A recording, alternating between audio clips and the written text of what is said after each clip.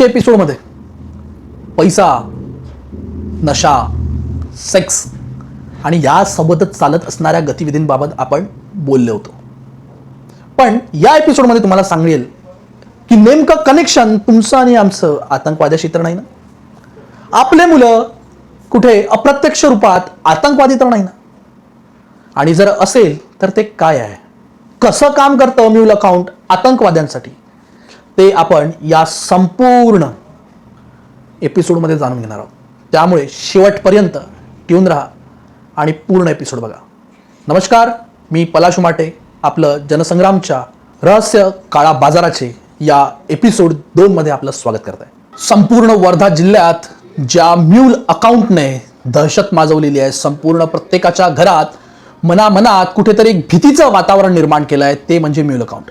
आणि त्या म्यूल अकाउंटच्या दुसऱ्या भागात म्हणजेच आज आपण पुन्हा चर्चा करणार आहोत नेमकं या म्यूल खात्याशी आणखी काय कनेक्शन जोडलेलं आहे, या कनेक्शनमुळे आणखी किती त्रासदायक घटना आपल्यासोबत घडू शकतात, या संपूर्ण भागांवर आज आपण लक्ष घालणार आहोत. आणि यासाठीच मी पलाश उमाटे आपल्या समक्ष आहे आणि येणाऱ्या काही क्षणातच आपल्या समोर या संपूर्ण बाबींचा उलगडा करणार आहे. नेमकं काय होतं म्यूल अकाउंट हे आपण मागच्या एपिसोड मधून समजून घेतलंय, पण या म्यूल अकाउंटच्या माध्यमातून बेसिक लेवलला कसं काम होतं हे सुद्धा समजून घेतलंय. त्यामध्ये हे बँक अकाउंट आणि याचे प्रकार काय, हे आतंकवादाशी कसे जुळलेले आहे, देह व्यापार कसा असतो आणि याचं गोवा कनेक्शन काय, हे मात्र आपण या एपिसोडमध्ये जाणून घेणार आहोत. या म्यूल अकाउंटच्या खेळात जसं की मी सांगितलं की हे केवळ एक बँक अकाउंट नसून या बँक अकाउंटमध्ये सुद्धा विविध प्रकार वापरले जातात.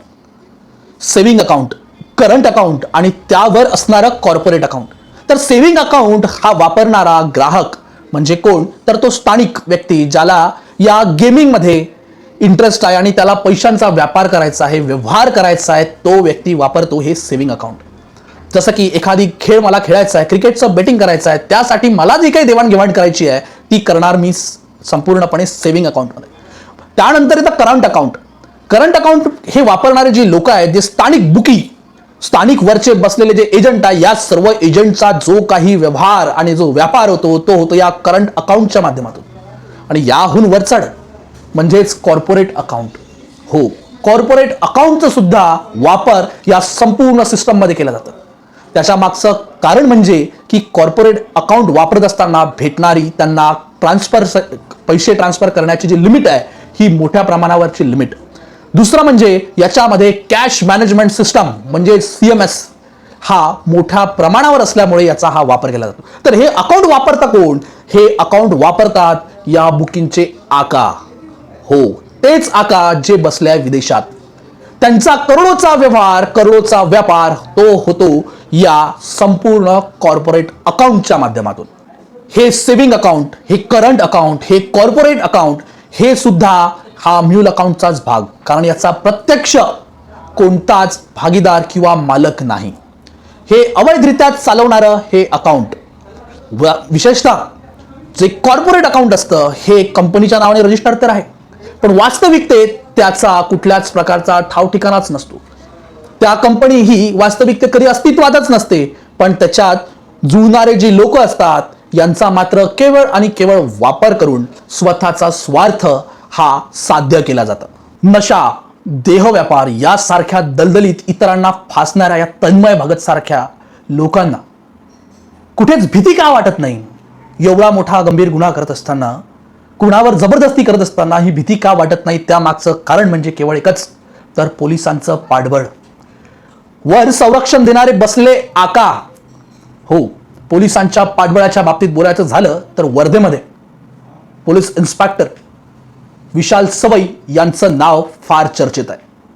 याच व्यक्तीने या संपूर्ण प्रकरणाला वाव दिल्याचं बोललं जात आहे.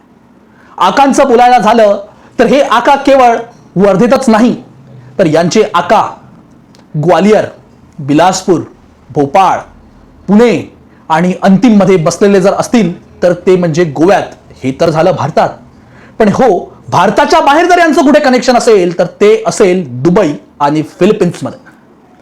दुबई आणि फिलिपिन्समध्ये हे का बसलेले आहेत, तर तिथे संरक्षण करण्यासाठी बसलेला जो व्यापक यांच्याकडे संपूर्ण लोकांची जी बस्ती आहे हे यांना संपूर्ण कार्यक्रम करण्यासाठी हे पाठबळ देत असतात।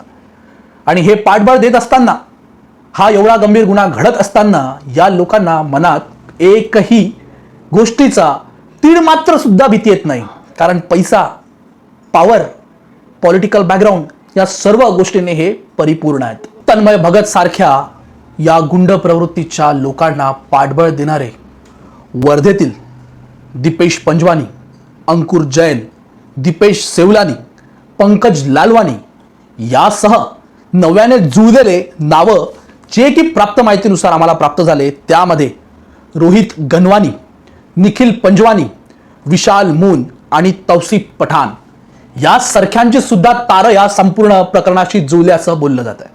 पण ह्या संपूर्ण प्रकरण चालवत असताना, हा सगळा खेळखंडोबा चालवत असताना हे नेमके गुणधंदा करणारे व्यापारी बसतात तरी कुठे? तर हे बसतात वर्धेहून बाहेर निघाल्यानंतर थेट गोव्यामध्ये। हो, गोव्यामध्ये। गोव्यातील Tata Rio de residential complex, जे की गोव्याच्या नॉर्थ पोलवर स्थायिक आहे। असं म्हटलं जातं की ही संपूर्ण बिल्डिंग ही केवळ आणि केवळ या गुरखधंद्यासाठीच वापरली जाते। या बिल्डिंगमध्ये वर्षातील 9 महिने सतत रेलचेल असते, मात्र वर्षातले 3 महिने अक्षरशः भूत बंगल्याप्रमाणे, कारण तिथे राहत कोणीच नाही। या संपूर्ण प्रकरणात या टाटा रियो कॉम्प्लेक्स रेसिडेन्शियल बिल्डिंगवर या अगोदर सुद्धा पोलीस प्रशासनाने धडक कारवाया केल्या, ज्यात असंख्य मोबाईल, बरेच लोकांचे bank accounts detail, ATM cards, laptop यासारख्या गोष्टी जप्त केल्या। या प्रकरणात प्रामुख्याने बघायचं झालं तर काही घटनांचा उल्लेखही करतो, ज्यामध्ये 27 सप्टेंबर 2025, 30 जून 2025 या घटनांचा उल्लेख केला गेला आहे। या संपूर्ण प्रकरणात अटक झालेले जवळपास 20हून अधिक आरोपी हे अटक करण्यात आले होते। आणि या संपूर्ण प्रकरणामध्ये महाराष्ट्रातील शुभम दुबे, बबलू यासारखे आरोपी अटक करण्यात आले होते। आणि सोबतच 30 जूनच्या प्रकरणात जे कनेक्शन सापडलं ते सापडलं मध्य प्रदेशातून। आणि मध्य प्रदेशातून जर आपण बोलायचं झालं तर तो व्यक्ती आणखी कोणी नाही तर दीपक करवाणी। आलो ना आपण थेट शेवटी गोवा आणि भोपाळ कनेक्शनवर। याच ठिकाणाहून जो काही हा गुरखधंदा चालतो तो खुलेआम चालतो आणि याच्यावर अद्यापही अंकुश मात्र आलेलं नाही।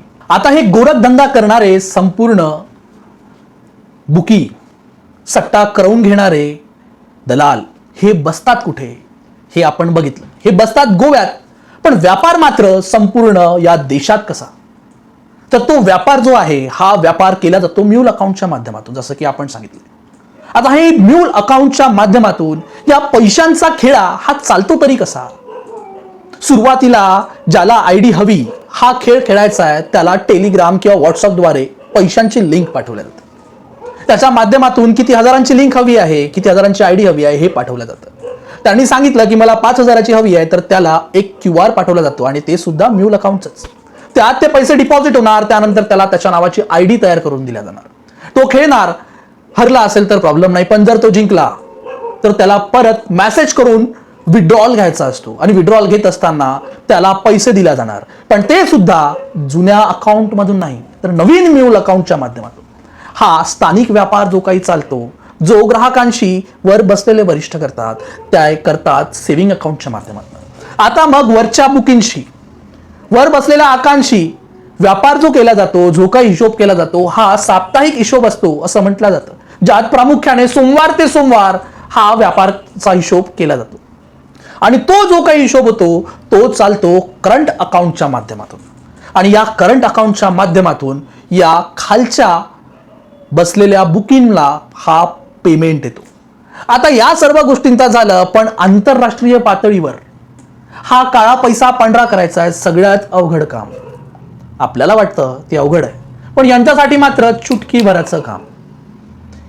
अगोदर आपण हवाला ऐकला होता की कॅश गेली आणि पैसा ट्रान्सफर झाला, पण आता ते अगदी खरंच चुटकी भरासारखंच, कारण आता हवाल्याची नवीन पद्धत आली आहे, ज्यामध्ये USDT कन्व्हर्जन याचा प्रामुख्याने वापर केला जातो। आणि तो वापर केला जातो कॉर्पोरेट अकाउंट्समध्ये। कॉर्पोरेट अकाउंट्सच्या माध्यमातून करोडो रुपयाचं ट्रान्झॅक्शन करण्याकरिता. हो, आणि हे अकाउंटचं ट्रान्झॅक्शन्स होतात कुठे? USDT कन्व्हर्जन केलं जातं. त्यामागचं कारण केवळ एकच, कारण USDT मध्ये कन्व्हर्जन करत असताना किंवा पैसे ट्रान्सफर करत असताना त्याच्यामध्ये काही गोष्टींची आवश्यकता आहे, कुठल्याच डॉक्युमेंटेशनची आवश्यकता नाही. आणि याच गोष्टींचा फायदा घेऊन हे ट्रान्झॅक्शन केलं जातं. त्या USDT मध्ये प्रामुख्याने कन्व्हर्जन करत असताना सपोज तुम्ही 1 कोटी रुपये दिले, 1 कोटी रुपये आपण काळे कॅश जमा केली, तुम्हाला एक कोड तयार करून दिला जातो. त्या कोडच्या माध्यमातून तुम्हाला ते पैसे मिळणार, पण पूर्ण 1 कोटी नाही, तर त्यामध्ये 15 ते 17% कपात करून उर्वरित रक्कम पांढरा करून मिळेल. म्हणजे काळा पैसा पांढरा झाला. या संपूर्ण खेळामध्ये पैसा ट्रान्सफर तर होतोय, पण हा अखेर माध्यम कोणाचं? तर ते माध्यम योगेश पंजवानी, दीपेश पंजवानी, रोहित गनवानी, निखिल पंजवानी, शुभम हुलानी, तौसिफ पठाण, पंकज लालवानी, विशाल मून, दीपेश सेलवानी यासारख्या लोकांचाच. यांचा संपूर्ण व्यापार हा चालतो करंट अकाउंटच्या माध्यमातून. आणि यांच्या वरिष्ठ आकांचा व्यापार, ज्यामध्ये भोपाळ असेल, ग्वालियर असेल, इथून चालणाऱ्या लोकांमध्ये करोडो रुपयांचा जो व्यापार केला जातो, त्यामध्ये अनिकेत सहगल यासारखं नाव सुद्धा पुढे येत आहे. प्रामुख्याने या जशा प्रकारे सांगितलं की त्याच्यात कॉर्पोरेट अकाउंट घेतलं जातं. त्यात नुरी ट्रान्सपोर्ट असेल, जे की नागपूरचं अकाउंट आहे.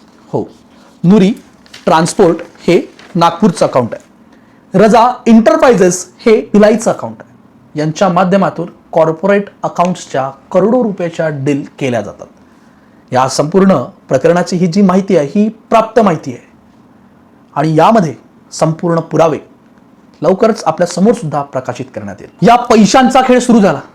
पैसा कमवला, पैसा पाठवला, करंट अकाउंट असेल, कॉर्पोरेट अकाउंट असेल, सेव्हिंग अकाउंट असेल, याच्या माध्यमातनं पंजवानी असेल, लालवानी असेल, हुलानी असेल, सेवलानी असेल, या लोकांनी पैसा पाठवला.